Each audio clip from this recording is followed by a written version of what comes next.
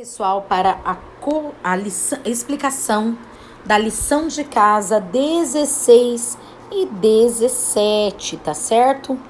Hoje nós vamos corrigir ou explicar mais duas liçõezinhas para vocês, tá certo? Então, vamos começar. Lição de casa 16. Você sabia que a história de Simbá, o Marujo, faz parte dos contos das Mil e Uma Noites? Lembra-se daquele episódio em que, depois de um naufrágio, Simbá e outros marujos confundem uma ilha com um peixe gigantesco? Foi uma correria geral. Leia o trecho da história que conta como Simbá se salvou daquela terrível situação. Então vamos lá.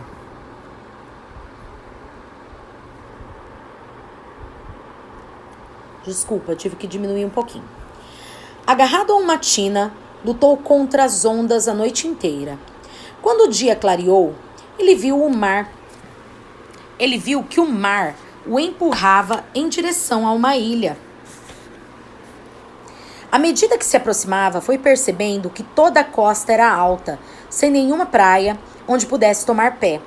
As ondas enormes arrebentavam-se contra aquele paredão. Teve medo de não conseguir salvar-se.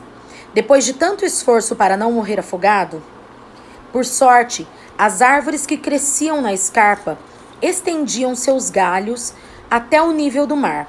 Simbá agarrou-se a um desses galhos e subiu pela árvore, até alcançar terra firme, lá no alto. Então vamos lá. Aqui nesse quadrinho, vocês vão colocar uma interjeição, tá? Que o Simbá possa ter utilizado, tá certo?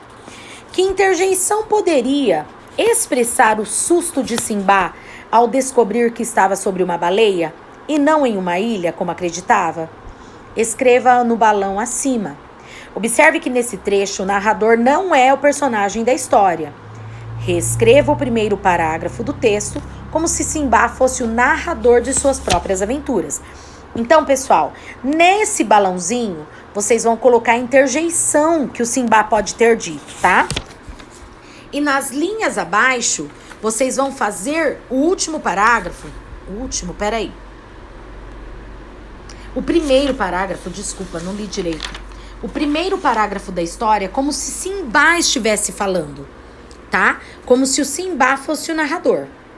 Tá certo? Vamos continuar? Exercício 2. Durante suas andanças, Simbá passou um tempo na cidade de Sarandibe, como convidado do rei. Certo dia, resolveu rever sua família e amigos. O rei permitiu que ele fizesse a viagem, mas pediu que Simbá entregasse uma carta e um presente ao califa de Bagdá. A carta dizia: do rei da Índia, dono de 3.000 elefantes, que vive num palácio ornamentado por 100.000 joias e possui tesouros que incluem 10.000 diamantes de ouro para o califa Harun al-Rashid. Permita-me oferecer-lhe este humilde presente: uma taça de pedra jacinto vermelha com 200 pérolas perfeitas em seu interior.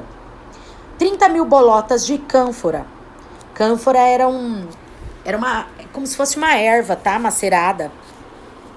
O terceiro maior diamante encontrado no Vale das Serpentes.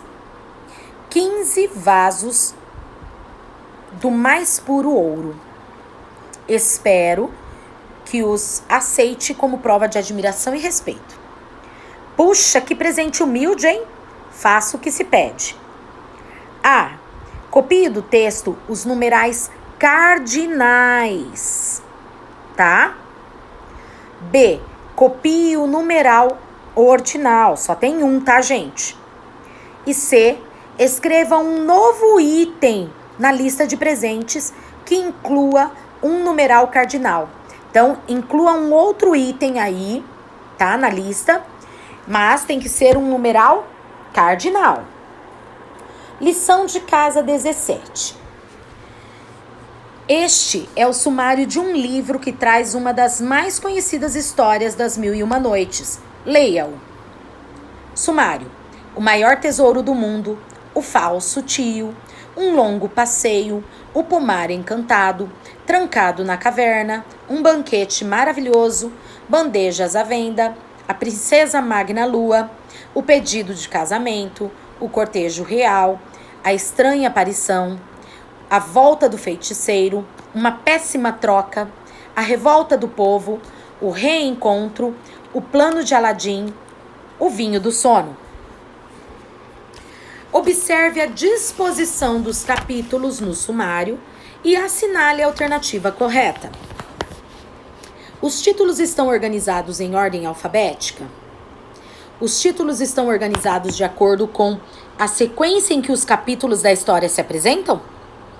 Ou os títulos não têm relação com a sequência da história? Assinale aí a mais correta. 3. Que tal colorir o sumário de uma maneira gramatical? Pinte algumas palavras do texto, seguindo as orientações abaixo. Então vamos lá. De amarelo, os substantivos comuns. Exemplo de substantivo comum: mesa, cadeira, menino, menina.